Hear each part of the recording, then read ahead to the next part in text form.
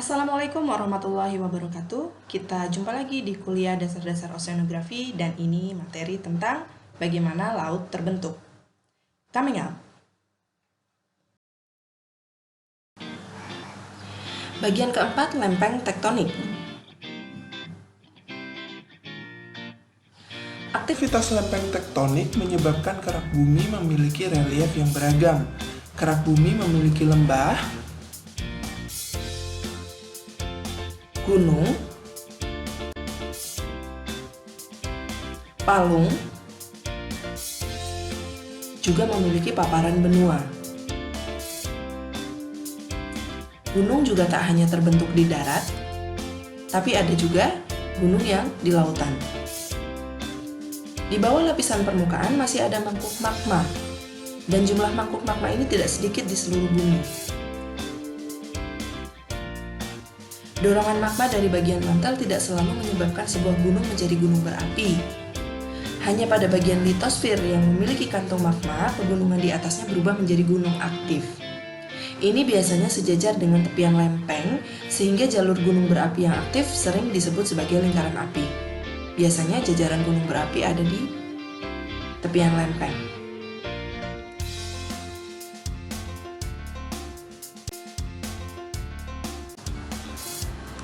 Proses patahan lempengan berasal dari 250 juta tahun yang lalu, saat bumi masih baru diisi oleh satu benua, yaitu Pangea namanya.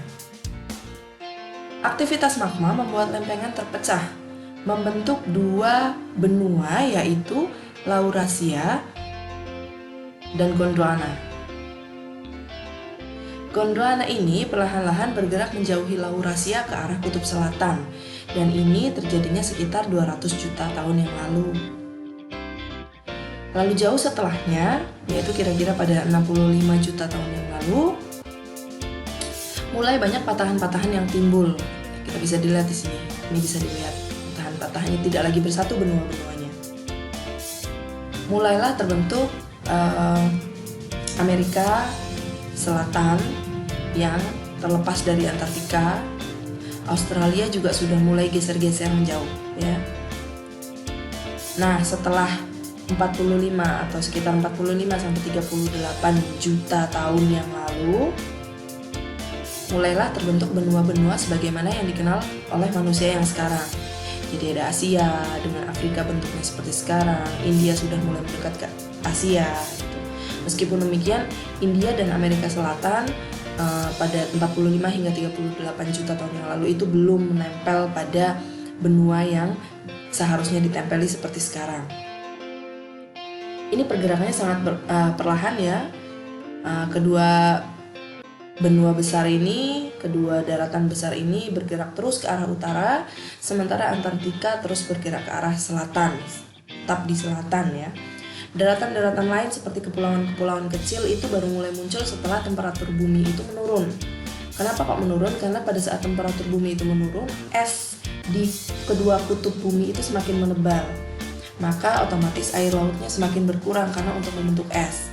Dataran kecil tersebut mulai muncul karena permukaan air lautnya mengalami penyurutan, ya, seperti yang tadi disebutkan.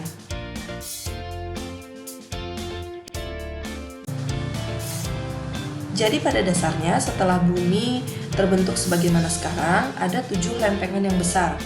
walaupun masih banyak juga lempengan-lempengan yang jauh lebih kecil, tapi secara garis besar lempengan-lempengan tersebut yang bisa dideteksi dengan mudah adalah lempengan Eurasia, kemudian ada lempengan Indo-Australia, kemudian ada lempengan Pasifik, ini sangat besar.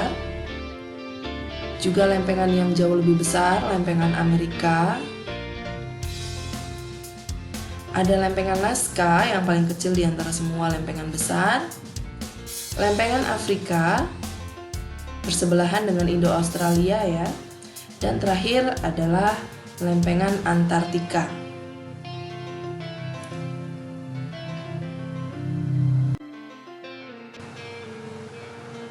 Nah, meski pergerakan lempeng itu bergerak ke segala arah, namun pada dasarnya kalau kita menilik gerakan-gerakan lempengnya saja itu ada Ada tiga gerakan lempeng yang terjadi di permukaan bumi. Yang pertama adalah pergerakan divergen. Divergen adalah pergerakan lempeng tektonik yang saling menjauhi satu sama lain. Jadi ini mengarah ke kanan, yang sebelahnya mengarah ke kiri. Jadi menjauhi satu sama lain, dan ini akan menimbulkan cekungan yang lebih besar di tengahnya. Ini mengakibatkan pelebaran cekungan, sama seperti pembentukan laut yang sudah pernah dibahas sebelumnya.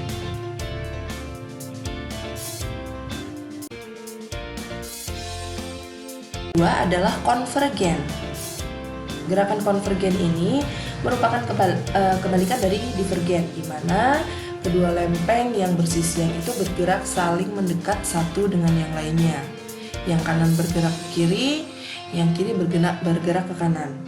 Gerakan ini menyebabkan terciptanya wilayah subduksi, wilayah pertemuan. Tapi pertemuannya ini istimewa, makanya disebut subduksi. Ini sepanjang garis yang ada titik kuningnya ini adalah wilayah subduksi.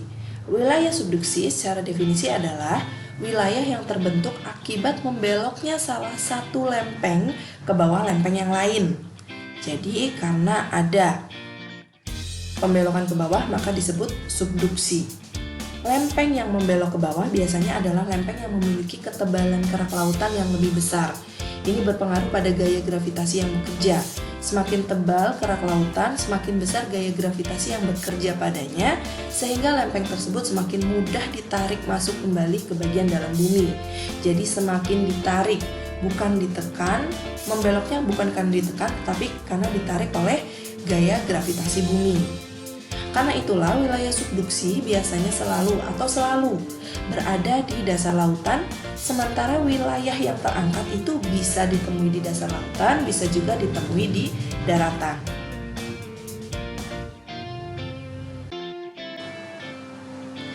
Tipe pergerakan lempeng yang ketiga adalah transform. Pada dasarnya gerakan ini merupakan tipe gerak lempeng yang patah, sehingga lempeng-lempeng yang tadinya bersatu bergeser ke arah yang berlawanan. Jadi ini kedua lempeng ini tadinya bersatu. Tadinya satu lempeng, lalu kemudian mengalami patahan. Yang satu bergerak ke arah sana, yang satu bergerak ke arah sini.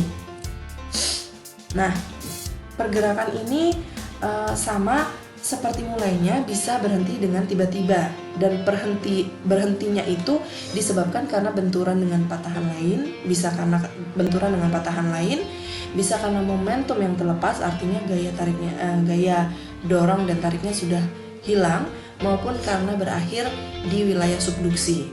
Kebanyakan transform biasanya ditemui di dasar laut, meski ada pula transform yang bisa ditemui di daratan seperti yang ada di San Andreas, Amerika Serikat. Transform ini akan membentuk tepian lempeng tektonik yang baru.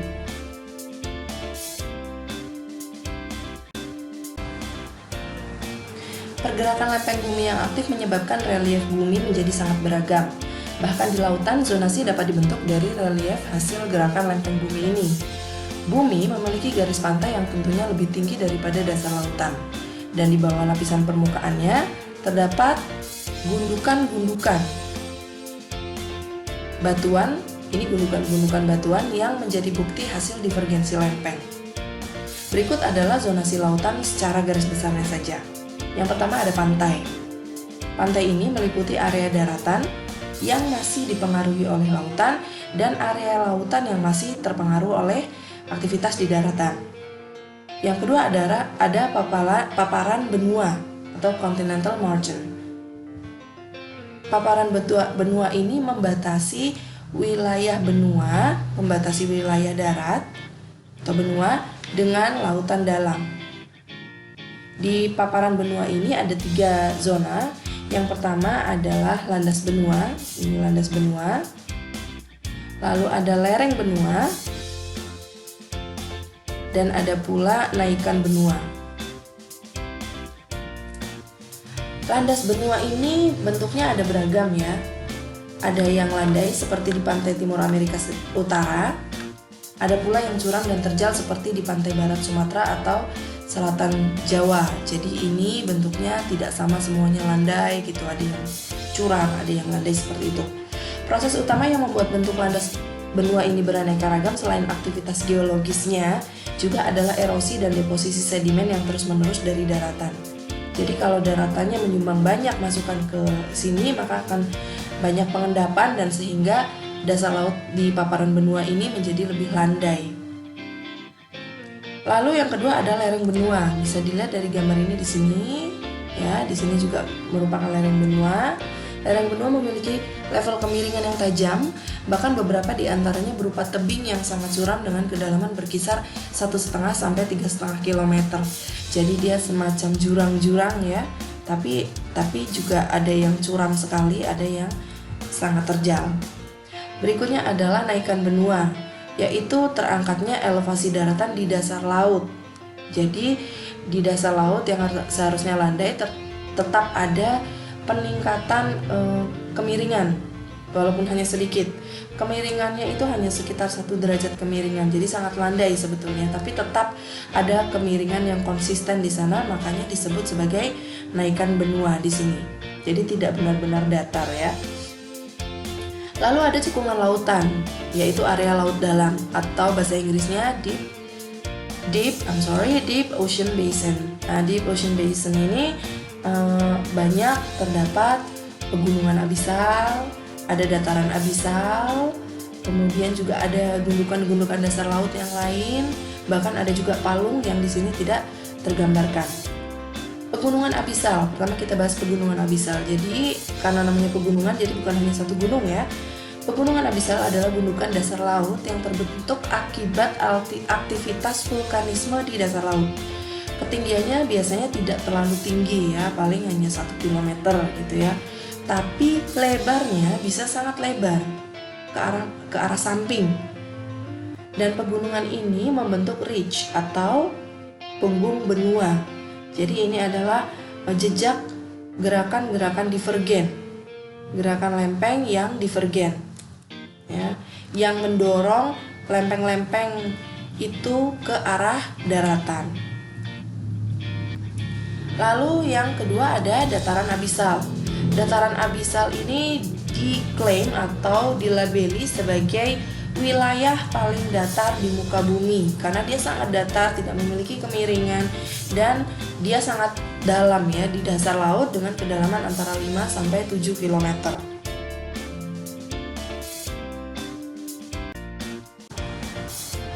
Kemudian hal menarik lainnya dari relief lautan adalah adanya gundukan-gundukan dasar laut.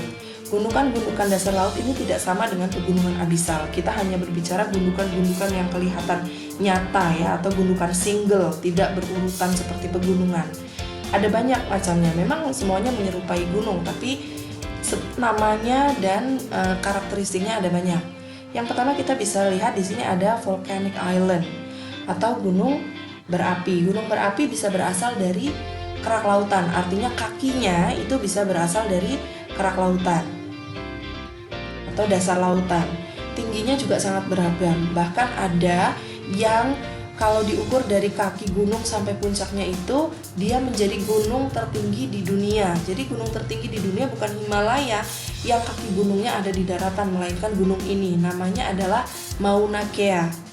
Mauna Kea ini terletak di Kepulauan Hawaii, Amerika Serikat, dan dia adalah gunung tertinggi di muka bumi. Tapi ya tidak semua gunung berapi dari dasar laut, yang maksudnya gunung berapi yang memiliki kaki di dasar laut ini menjadi gunung-gunung yang paling tinggi di dunia, karena secara geologis ada yang mungkin aktivitas geologisnya itu sampai naik ke atas permukaan, ada juga yang tidak. Ada yang puncaknya masih di bawah permukaan ada. Lalu yang kedua ada pulau yang tenggelam. Pulau yang tenggelam ini pada dasarnya gunung ya, tapi mungkin atau kebanyakan adalah gunung berapi yang kurang aktif. Tapi di Hawaii gunungnya gunung aktif ya. Hawaii kan kepulauan dan banyak pulaunya merupakan gunung yang aktif. Nah, pada satu titik akibat perubahan iklim global dan peningkatan muka air laut, beberapa pulau di seluruh dunia telah tercatat sebagai pulau yang tenggelam. Kalau pulau-pulau ini cukup kecil, biasanya terumbu karang yang melekat di tepiannya akan perlahan mencari tempat yang lebih dekat dengan permukaan. Dan ini akan seolah membentuk seperti dataran yang baru. Ya. Kita akan melihat apa maksudnya dari gundukan berikutnya. Yang kedua ada guyot, bukan guyon ya, guyot. Guyot adalah gunung bawah laut dengan puncak yang datar.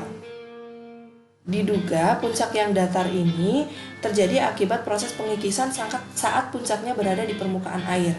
Ini berbeda dari sinking island. Sinking island atau pulau yang tenggelam itu diakibatkan oleh muka air yang naik. Sementara guyot ini bisa tenggelam di bawah laut seperti ini, puncaknya tidak ada di atas permukaan laut, itu karena pengikisan. Jadi tanahnya atau kerak buminya atau lapisan batuannya yang terkikis. Selanjutnya ada terumbu pembatas. Nah, ini dia yang disebut seperti seolah membentuk dataran yang baru. Kalau kita lihat dari bawah, dari samping, ketika sebuah pulau itu mulai tenggelam, di sini di tepiannya biasanya itu ada terumbu karang, dan terumbu karang ini kan membutuhkan cahaya matahari. Maka dia akan berjuang naik ke permukaan untuk mendapatkan cahaya matahari yang cukup.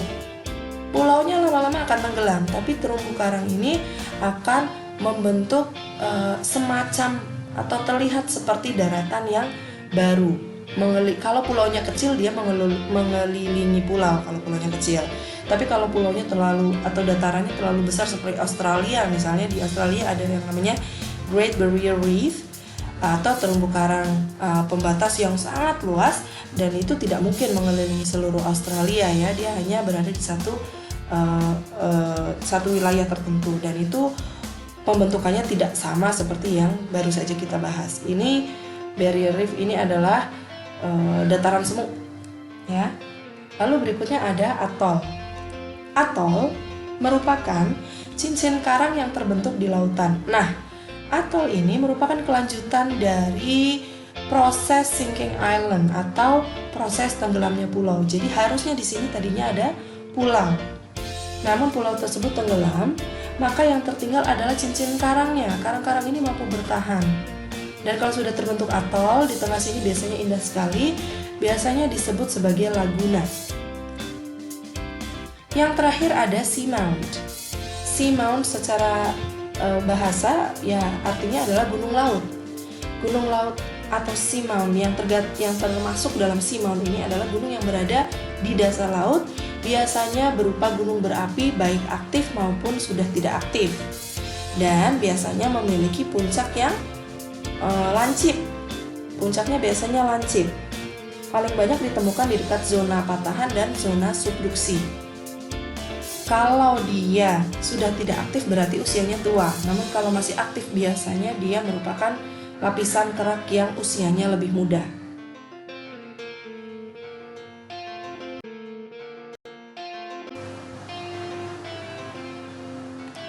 Kita telah sampai pada akhir materi bagaimana laut terbentuk. Dan setelah selesai di bagian keempat, maka selesai pula materi ini. Jadi sebagai review sedikit, bagaimana kita mengenali lautan, harusnya dimulai dari bagaimana kita mengenali bumi.